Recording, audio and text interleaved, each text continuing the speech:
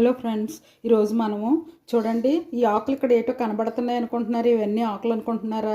కాదండి, ఇది కూడా మష్రూమ్లో ఒక వెరైటీ. చూడండి ఎంత ఫ్లవర్ ఉందో. ఇది మనము బటన్ మష్రూమ్ తెలుసు, మిల్కీ మష్రూమ్ తెలుసు.